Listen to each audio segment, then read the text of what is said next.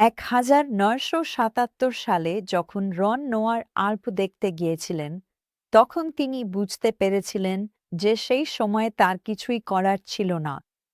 তাই যেন ঈশ্বর তাকে অনুপ্রাণিত করেছিলেন এবং তার হৃদয়ে একটি বোঝা দিয়েছিলেন, যাতে তিনি পারাপারের স্থান এবং এক্সোডাস কোথায় ঘটেছিল তা খুঁজে বের করেন। তখনই তিনি একটি বিমান ভাড়া নেন এবং তিনি অনেক কিছু এবং এই বিমানে চড়ে তিনি আকাবা উপসাগরের তীর বরাবর উপরে নিচে উড়ে দেখছিলেন যদি এমন কোনো ওয়াদি খুঁজে পান যেটা দিয়ে ইসরায়েলিরা পার হতে পারে। তাই তিনি যখন উপরে নিচে উঠছিলেন, তখন তিনি এই বিশাল সৈকতটি দেখলেন, যেটি ছিল নুয়াইবা। এবং এরপর তারা যখন ফিরে এলেন, তখন তারা গাড়ি চালিয়ে নিচে গেলেন এবং ডাইভিং শুরু করলেন। এখন এটা একেবারে অলৌকিক ঘটনা ছিল যে তারা এটা করতে পেরেছিল, কারণ ঈশ্বর এমনভাবে ঘটিয়েছিলেন যে তখন ইসরায়েল সিনাই উপদ্বীপের নিয়ন্ত্রণে ছিল। যদি তখন মিশরের নিয়ন্ত্রণে থাকত, তারা এটা কখনোই করতে পারত না। তাই আমার মতে এটাই প্রথম অলৌকিক ঘটনা। কয়েক বছর পর রন রেনি নরবার্গেনকে নিয়ে সৈকতে দেখাতে গিয়েছিলেন এবং রেনি তার বইতে এ বিষয় লিখেছেন, যেটা আপনি এখানে দেখতে পাচ্ছেন। এবং তিনি নরবার্গেমকে বলেছিলেন যে তিনি বিশ্বাস করেন এটি জাবাল এল লজ। তাই যখন তিনি ফ্লাইট ম্যাপগুলো দেখলেন, যেগুলো তিনি সংগ্রহ করতে পেরেছিলেন, তখন তিনি এমন একটি এলাকা দেখতে পেলেন যা একটি প্রাচীন আগ্নেয়গিরির কিনারায় ঘেরা বলে মনে হচ্ছিল এবং তার হিসাব অনুযায়ী তিনি প্রায় ৫.০ একর জায়গার একটি এলাকা নির্ধারণ করেছিলেন এবং তিনি জানতেন এটা নিশ্চয়ই ইসরায়েলীয়দের শিবিরের জন্য যথেষ্ট বড় হবে। রন সৌদি আরবে ঢোকার জন্য ভিসার আবেদন করেছিলেন। ৪ বছর ধরে তিনি খুব চেষ্টা করেছিলেন। তিনি দূতাবাসে চিঠি লিখেছিলেন, কিন্তু ভিসা পাওয়া একেবারেই অসম্ভব ছিল। তাই তিনি ব্যবস্থা করেছিলেন যাতে তিনি রনি এবং ড্যানি সীমান্ত পেরিয়ে চুপি চুপি ঢুকে পড়তে পারেন এবং যখন তারা সেটা করল, তখন তারা এমন এক ট্যাক্সি পেলেন যে তাদের অনেক দূর পর্যন্ত নিয়ে গেল। তারপর তারা আরেকটি গাড়ি পেল এবং তারা সরাসরি পাহাড়ের কাছে পৌঁছে গেল এবং তখনই বেদুইনরা বলল, ওহো, জাবাল মুসা হিন্না। তখন তারা বুঝতে পারল তারা সঠিক জায়গায় এসেছে। আর রন প্রথম সফরে যা দেখেছিলেন, তখন সেখানে কোনো বেড়া ছিল না, সেখানে কেউ বাস করত না। আর তিনি আসলে পবিত্র এলাকার ভেতর গাড়ি চালিয়ে ঢুকতে পেরেছিলেন। তারা সোজা গাড়ি চালিয়ে ঢুকে পড়ল এবং ঘুরে দেখল, আর তিনি যা দেখার সবই দেখলেন। তিনি এমন কিছু দেখলেন যা তার কাছে একটি বেদি বলে মনে হলো। সেদিন সব দেখে ওদের বেরোতে হয়। বেরোনোর সময় তাদের এলাকা থেকে তাড়িয়ে দেওয়া হয়। তাই যখন তারা আবার সীমান্তে ফিরে এলো, তারা ভেবেছিল সব ঠিক হবে আর চুপচাপ সীমান্ত পার হবে। রন জানতেন অবৈধভাবে ধরা পড়লে ওরা শুধু দেশ থেকে বের করে দেবে। কিন্তু সেটা হয়নি, কারণ কেউ তাদের ওয়াশিংটন ডি.সি.তে অবস্থিত দূতাবাসে ইসরায়েলি গুপ্তচর বলে রিপোর্ট করেছিল। ওই ব্যক্তির নাম বলছি না, উনি এখানে নেই আত্মপক্ষ সমর্থনে। এবং আসলে এটা খুব একটা গুরুত্বপূর্ণ নয়, কারণ শেষ পর্যন্ত সবকিছু ঈশ্বরের মহিমার জন্যই হয়েছে।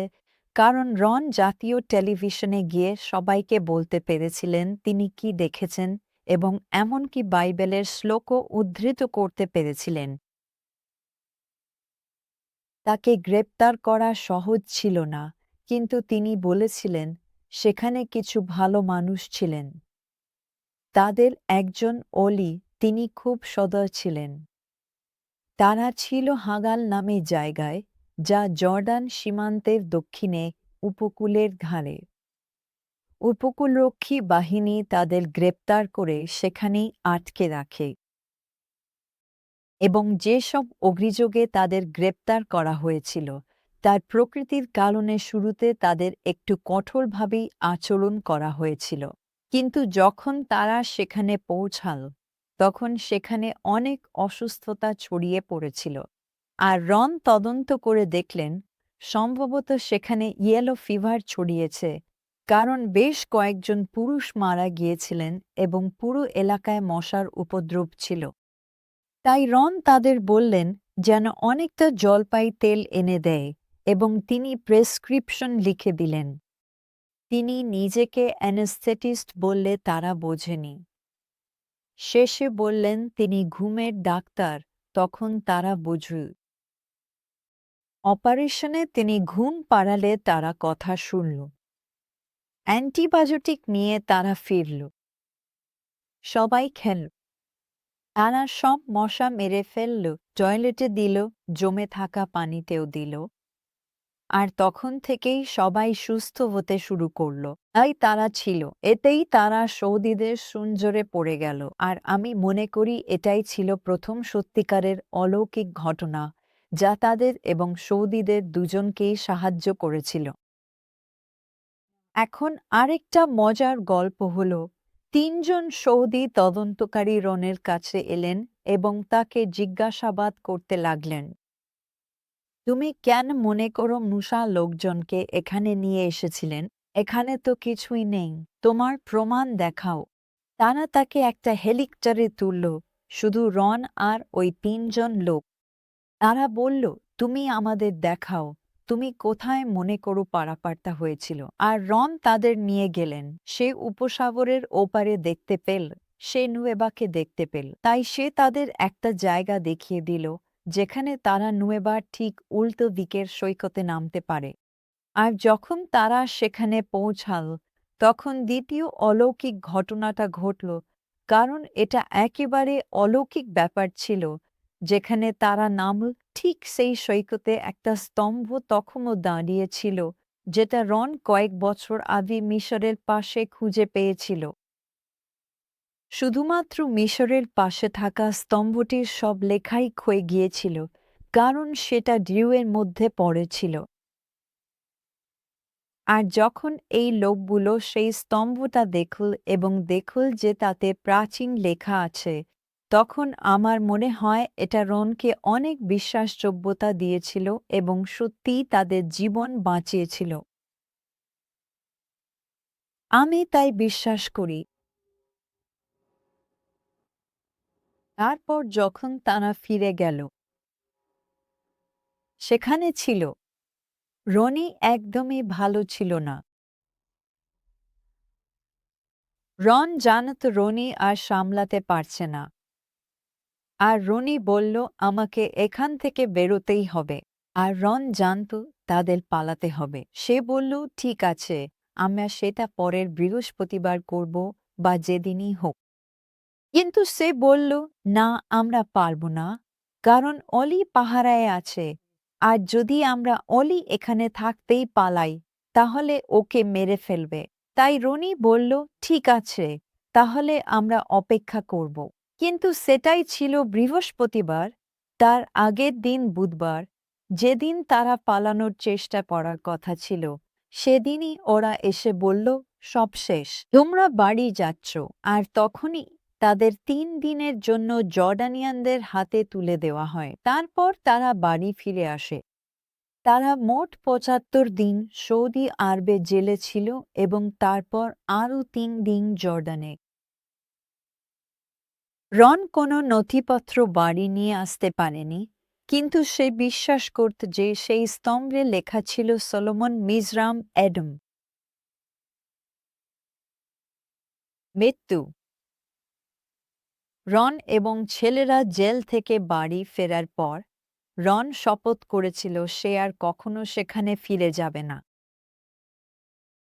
এখন সে বিপদের কথা জানত।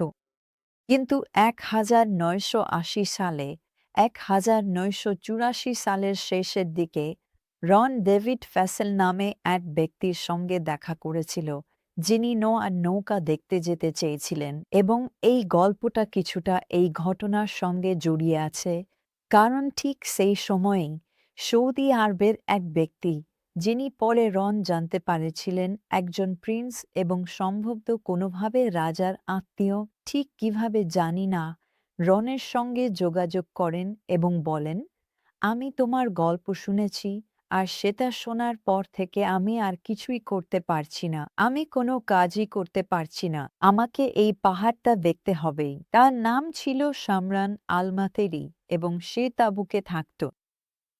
এবং আমাদের বলা হয়েছিল যে তিনি তাবুকের একজন প্রিন্স। আমি এই সম্পর্কগুলো বুঝি না, তাই বেশি কিছু বলবো না। তবে সামরান ন্যাশভিলে এসে রনের সঙ্গে দেখা করেন আর বলেন, তোমাকে আমাকে এই পাহাড়ে নিয়ে চলো। আমি তোমার জন্য ভিসা জোগাড় করব, তোমাকে সেখানে নিয়ে যাব। আমাকে এটা দেখতেই হবে। আর রন বলল, আচ্ছা, বলি কি, তুমি না হয় নোয়ার নৌকায় আমার সঙ্গে চলো। আমার সঙ্গে একজনকে সেখানে নিচ্ছিলাম। সময়টা ৮৫ মার্চের শেষ। তাই সামরান রনের সঙ্গে নোয়ার নৌকায় গিয়েছিলেন। যখন রন ডেভিড ফ্যাসেলকে সেখানে নিয়ে গিয়েছিলেন, আর তখন পাহাড়ে বরফ পড়েছিল, যা নোয়ার নৌকাকে ঢেকে রেখেছিল। কিন্তু সামরান বিশ্বাস করেছিলেন এই মানুষটি সত্য বলছে, এখানে কিছু একটা আছে, এবং এতে সামরানের কাছে তার আরও বিশ্বাসযোগ্যতা বেড়ে গেল। তাই সামরান বললেন, তোমাকে আসতেই হবে। আমি তোমার জন্য ভিসা জোগাড় করব।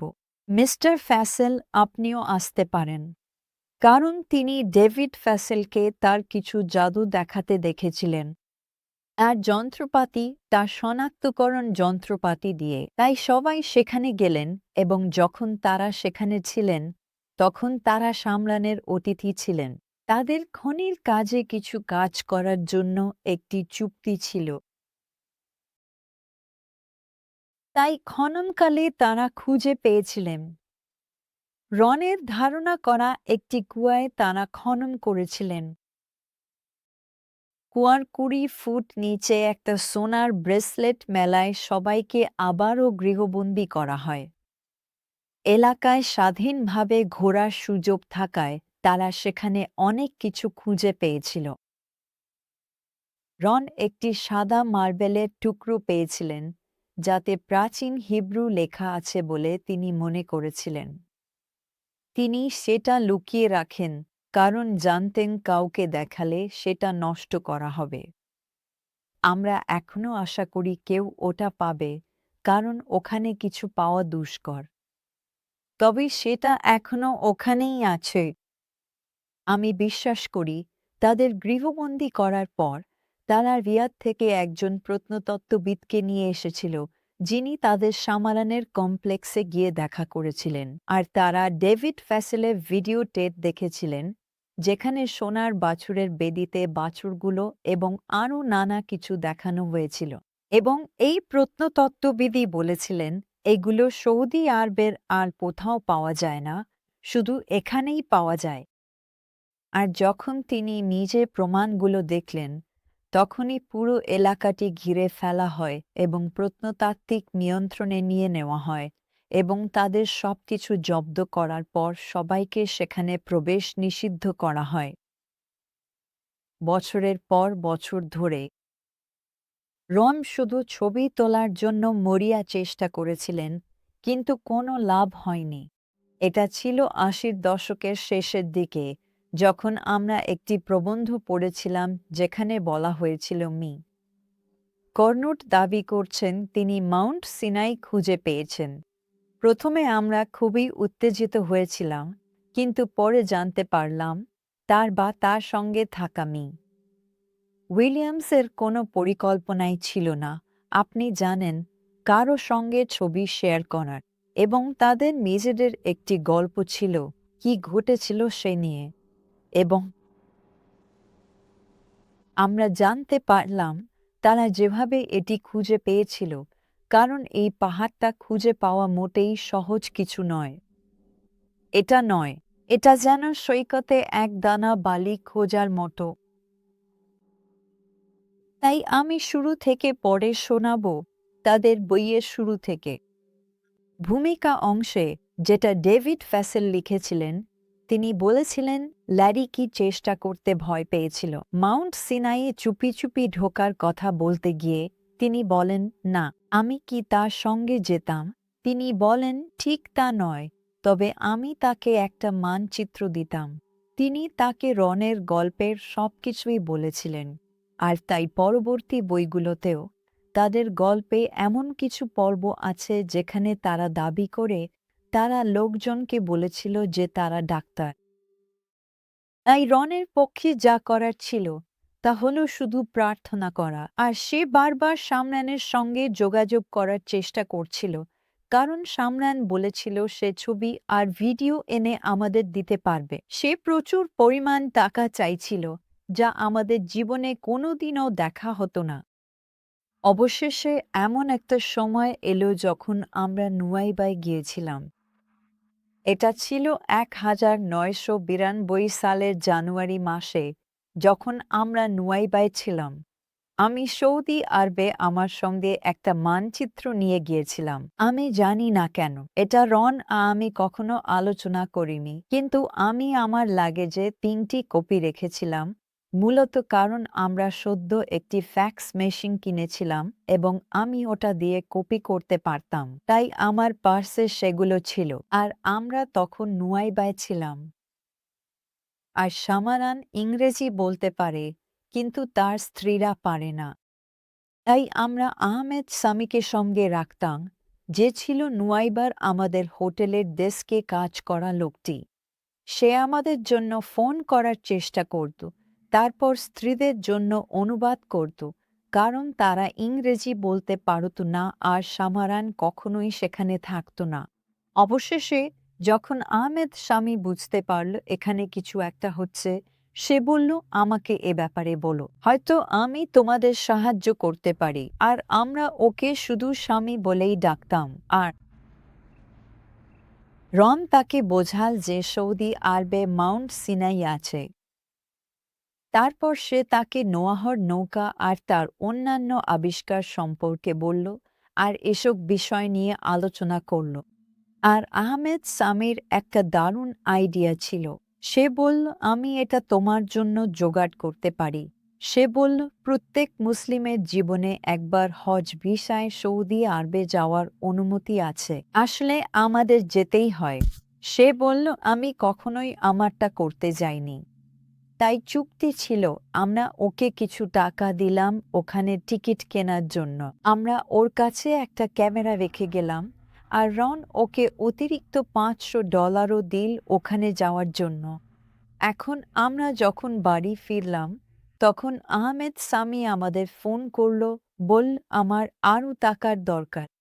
এটা আমার ধারণার চেয়ে বেশি খরচ পড়বে। আমি আমি পরিবারে কিপ্টে।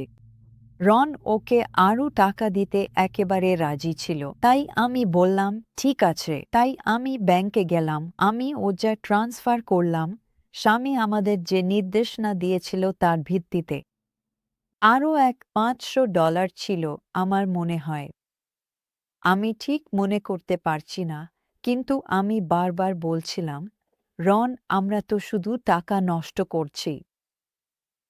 ব্যাংক থেকে ফোন এল যে ওদের ট্রান্সফারটা হয়নি, কারণ একটা নম্বর নেই, একটা ওদের নম্বর নেই, আর সেটা আমাকে জোগাড় করতে হবে। তাহলে রন আমাকে আহমেদ সামিকে ফোন করতে বলল। আমি ওকে ফোন করলাম, নম্বরটা পেলাম, আর পরের দিন সকালে আবার ব্যাংকে ফোন করে বললাম আমি ওজাটা করতে চাই আর এই নম্বরটা। তারা আমাকে বলল, আপনাকে তো ব্যাংকে আসতেই হবে। আমরা ফোনে ব্যাংক ওজা ট্রান্সফার করতে পারি না। তাই আমি ব্যাংকে গেলাম আর তাদের সব তথ্য দিলাম। আর যখন বাড়ি ফিরলাম, তখন ফোন এল যে তারা উদ্ধার করতে পারছে না, কারণ তাদের উদ্ধার সিস্টেম বিকেলে ডাউন ছিল, পরের দিন সকালে হবে। ঠিক তারপরেই যা ঘটল সেটা ছিল একেবারে অলৌকিক। রন একটি মেয়ের কাছ থেকে ফোন পেল, যে বলল সে জানে না ব্যাপারটা কি, কিন্তু তার ভাই তাকে ফোন করে বলেছে এই রন ওয়াক নামের লোকটাকে খুঁজে বের করো, আমার নম্বর দাও আর বলো যেন আমাকে ফোন করে। আর আমি দেখলাম রনের মুখ একেবারে সাদা হয়ে গেল যখন সে ফোনে কথা বলছিল। আমি বললাম, কি হয়েছে? আমি জানতাম না কেউ মারা গেছে নাকি কি হয়েছে। সে বলল, আমি জানি না। আর তারপর সে সঙ্গে সঙ্গে সৌদি আরবের ওই নম্বরে ফোন করল। ওই ফোনটা একজন লোক ধরল, তার নাম ছিল জিম ক্যালওয়েল। ক্যালওয়েলরা ছিল এমন এক পরিবার যারা সৌদি আরবে রিয়াদের কাছে থাকত এবং কাজ করত। সে আরাম করতে কাজ করত, তাই তাদের মাঝে মাঝে দেশ থেকে বেরোতে হতো যাতে যুক্তরাষ্ট্রের সঙ্গে তাদের ট্যাক্স স্ট্যাটাস ঠিক থাকে। তাদের যেই সফর করতে হতো রাজ্য ছাড়ার জন্য, সেই সফরে তারা মিশলে এসেছিল। তারা বিশেষভাবে আগ্রহী ছিল সেন্ট ক্যাথরিন বা সেন্ট ক্যাথরিনস দেখতে যাওয়ার জন্য, যা সিনাই উপদ্বীপে অবস্থিত। এটিকে নাকি আসল মাউন্ট সিনাই বলা হয়, কিন্তু এটি আসলে প্রচলিত স্থান। এটি কনস্টান্টাইনের মায়ের স্বপ্ন ও মিস্টিসিজমের মাধ্যমে নির্ধারিত হয়েছিল। এইভাবেই এই জায়গাটি নির্ধারিত হয়েছিল। যাই হোক, তারা সেখানে গিয়েছিল এবং খুবই হতাশ হয়ে ফিরে এসেছিল, কারণ তারা জানত তারা আসল জিনিসটি দেখেনি। আর যখন তারা নুয়াইবা ছেড়েছিল, তখন তারা সেই একই হোটেলে ছিল যেখানে আমরাও ছিলাম, আর স্যামি জানত যে তারা সৌদি আরবে থাকে। তাই তারা যখন দ্বিতীয়বার ফিরে এসেছিল তাদের সফরের পর, যা আমাদের চলে যাওয়ার ঠিক পরেই ছিল, তখন স্যামি খুব উত্তেজিত ছিল। সে ইতিমধ্যেই ঠিক করে ফেলেছিল কিভাবে সে ফুটেজ সংগ্রহ করবে এবং কিভাবে রন ওয়াইড যখন ফিরে আসবে তখন তার কাছ থেকে মোটা অঙ্কের টাকা আদায় করবে। আর স্যামি তাকে বলেছিল, তুমি এটা আমার জন্য করতেই হবে। আর সে চেষ্টা করছিল জিম আর তার স্ত্রী পেনিকে এই ছবিগুলো তার জন্য তুলতে এবং তারপর সেগুলো তার সৌদি আরবে থাকা ভাইয়ের কাছে দিতে, যে সেগুলো আবার তার কাছে পৌঁছে দেবে। আর আমি নিশ্চিত ক্যালওয়েলরা বেশ চিন্তিত ছিল। তুমি জানো সে আসলে কি বলছে। আর আমি চেয়েছিলাম গল্পটা ওদের মুখেই শুনুন, কিন্তু অডিও পরিষ্কার না হওয়ায় আমি বলছি। ওরা পৌঁছালে আহমেদ শামী মাউন্ট সিনাই ও জাহাজ নিয়ে এক ব্যক্তির গল্প শোনায়। ওরা ঠিক বুঝতে পারছিল না ব্যাপারটা কি, কিন্তু শেষমেশ জিম বলল সে বুঝতে পেরেছিল এটা নোয়াহর নৌকা নিয়ে। আর জিম বলল তার মাথায় যেন হঠাৎ কিছু একটা বাজল, কারণ তার বোন আগের বছর তাকে একটা ভিডিও ক্যাসেট পাঠিয়েছিল যেখানে এক লোক বলেছিল সে নোয়াহর নৌকা খুঁজে পেয়েছে, আর সেই লোকটি ছিল রন ওয়াট। তাই জিম বলল সে যা করত তা হলো এই ক্যাসেটগুলো নিয়ে নিত। ওগুলো আসত 8 মিলিমিটার টেপে, কারণ সেগুলো ছোট ছিল, আর সে সেগুলো ভাস টেপে ট্রান্সফার করত, তারপর আবার 8 মিলিমিটার টেপগুলো পুনরায় ব্যবহার করত। আমার মনে হয় সৌদি আরবে টেপ পাওয়া বেশ কঠিনই হবে।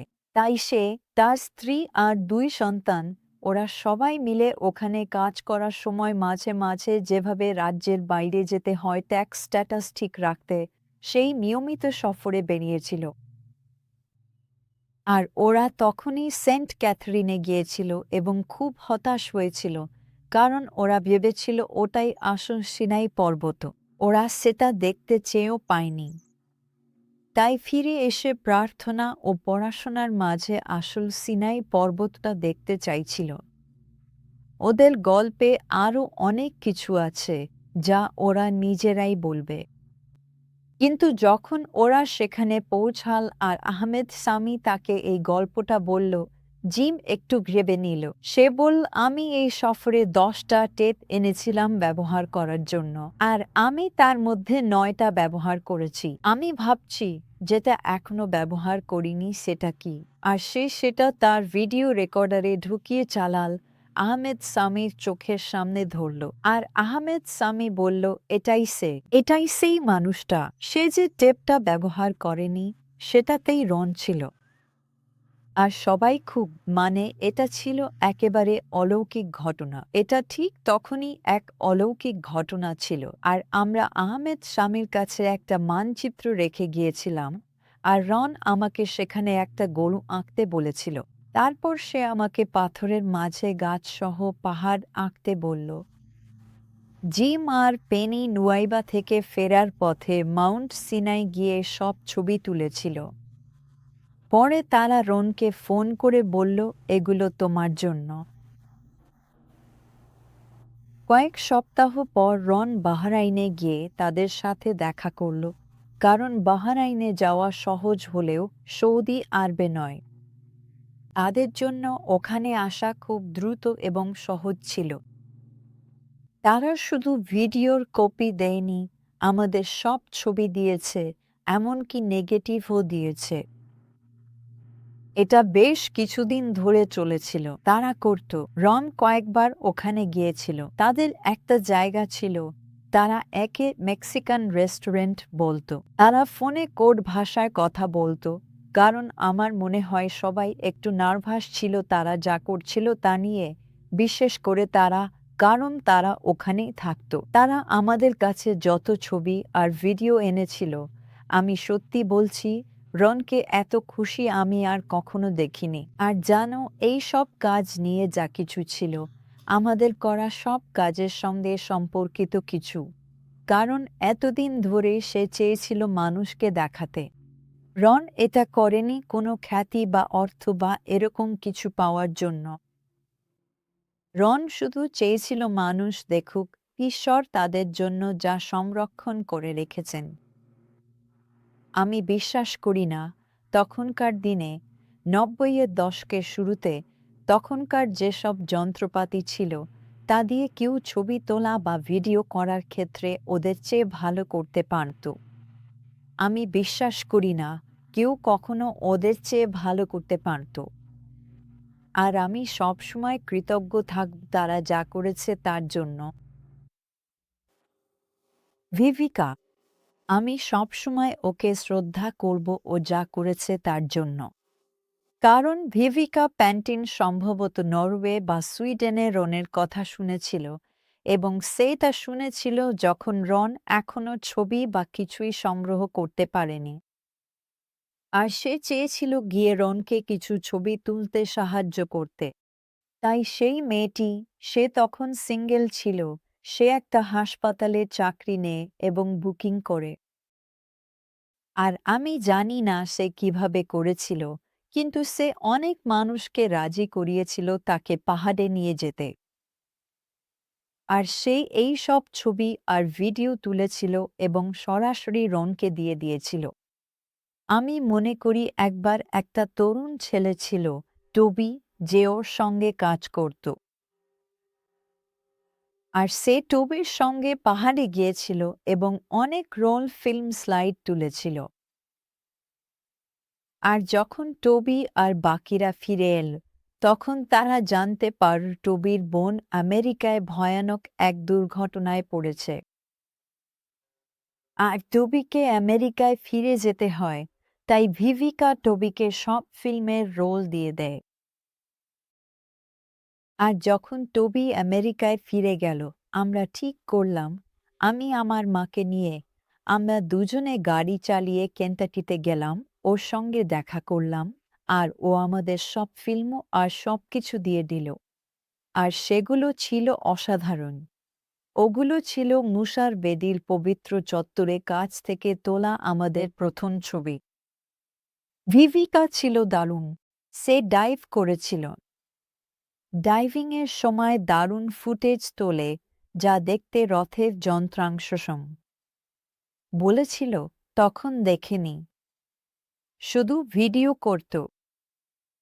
রন তার সঙ্গে কায়রোতে দেখা করেছিল এবং তাকে একটি আন্ডার ওয়াটার ক্যামেরা দিয়েছিল।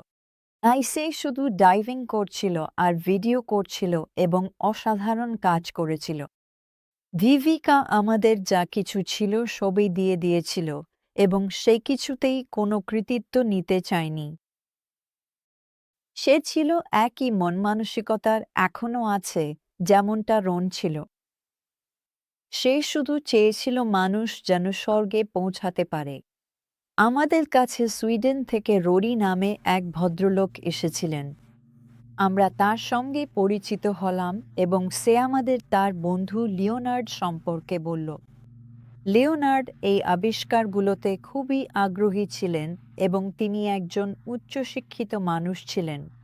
তিনি কারোলিনস্কা ইনস্টিটিউটে একজন জেনেটিসিস্ট ছিলেন স্টকহোমে। তাই লিওনার্ড কয়েকবার আমাদের দেখতে এসেছিলেন এবং তিনি রনের সঙ্গে একটি চুক্তি করেছিলেন। তিনি চেয়েছিলেন রনের সঙ্গে এই সব আবিষ্কার নিয়ে একটি বই লিখতে। রন সহলেখক হতে যাচ্ছিলেন, তাই লিওনার্ড এসেছিলেন এবং এমনকি রন যখন অসুস্থ ও মৃত্যুশয্যায় ছিলেন তখনও তাকে দেখতে এসেছিলেন। কিন্তু তারা কখনোই সেই বইটি লিখে শেষ করতে পারেননি। তাই রন মারা যাওয়ার পর লিওনার্ড আমাকে দেখতে এসেছিলেন। আমার মনে হয় সেটা ছিল ৯৯ সালের অক্টোবর মাসে। তিনি এসেছিলেন এবং বইটি লিখতে চেয়েছিলেন এবং বলেছিলেন তিনি লিখবেন। আর বিশ্বাসযোগ্যতার কারণে কেবল তিনি কোভিড নিয়ে কাজ করবেন এমনটাই তাঁর দরকার ছিল। আমি তখনও রনের জন্য গভীরভাবে শোকাহত ছিলাম। তাই তিনি এক অদ্ভুত চুক্তি করলেন যা দুটি ভাগে বিভক্ত ছিল। এর এক অংশ ছিল বই লেখার চুক্তি। চুক্তি মতো তিনি ছবিগুলো ব্যবহারের অনুমতি পান। তাই আমি তাকে আমার সব গবেষণা দিয়ে দিয়েছিলাম। আমরা নিচতলায় গেলাম যেখানে সব বই রাখা ছিল, আর আমি তাকে সব গবেষণা দিয়ে দিলাম। তারপর তিনি সুইডেনে ফিরে গেলেন এবং বইটি লিখলেন। তিনি আমাকে ২-৩টি আলাদা পাণ্ডুলিপি পাঠিয়েছিলেন, কারণ আমার ছিল প্রত্যাখ্যানের অধিকার। আমি সেটা যাচাই করতে পারতাম এবং সবকিছু দেখতে পারতাম, এবং এটা ছিল দারুণ একটি বই, আর পুরোটা ছিল রনের কাজ নিয়ে। কিন্তু সেখানে একমাত্র উল্লেখ ছিল ছোট্ট একটি অনুচ্ছেদে, যেখানে লেখা ছিল এটি রন ওয়ায়াটের গবেষণা, আবিষ্কার এবং মাঠ পর্যায়ের কাজের ওপর ভিত্তি করে তৈরি। আর যাই হোক, রন তাকে কয়েকবার ডাইভিংয়ে নিয়ে গিয়েছিলেন এবং সবকিছু দেখিয়েছিলেন। আর বইটি প্রকাশের পর আমি আর কখনো লিওনার্ডের কাছ থেকে কোনো খবর পাইনি, যদিও আমার ৫০% আয়ের অংশ পাওয়ার কথা ছিল। যাই হোক, সে লেখক হিসেবে এসব লেখার জন্য বেশ পরিচিত হয়ে উঠেছিল। লোকেরা ভাবে এগুলো লিওনার্ড মোহলারের গবেষণা ছিল, কিন্তু তা নয়। এটা ছিল রন ওয়ায়াটের মাধ্যমে ঈশ্বরের কাজ। আর মানুষকে জানতে হবে, তোমার যত ডিগ্রি থাকুক, যত বুদ্ধিমান হও না কেন, ঈশ্বর ছাড়া তুমি কিছুই করতে পারবে না। মানে, তুমি মানুষের কাছে কিছু একটা করে দেখাতে পারো, কিন্তু ঈশ্বরকে কখনোই প্রভাবিত করতে পারবে না। তাই দুঃখের বিষয় হল, রন সেদিন বলেছিলেন যখন আমি থাকব না। ঠিক সেই মুহূর্তে যখন আমরা তাকে হাসপাতালে নিয়ে যাচ্ছিলাম যেখানে তিনি মারা যান, তিনি বলেছিলেন আমি না থাকলে সবাই নিজেদের জায়গা নিয়ে লড়বে। আমি ছিলাম, জানো, আমার মন তখন অন্য কোথাও ছিল। আমি বুঝতে পারিনি উনি কি বোঝাতে চেয়েছিলেন, কিন্তু ওনার কথা আমি কোনোদিন ভুলিনি। তাই এই সব কিছুর পুরো গল্পটা সবার জানা উচিত। অনেক মানুষ অনেক অসাধারণ কাজ করেছেন, অনেক অসাধারণ কাজ।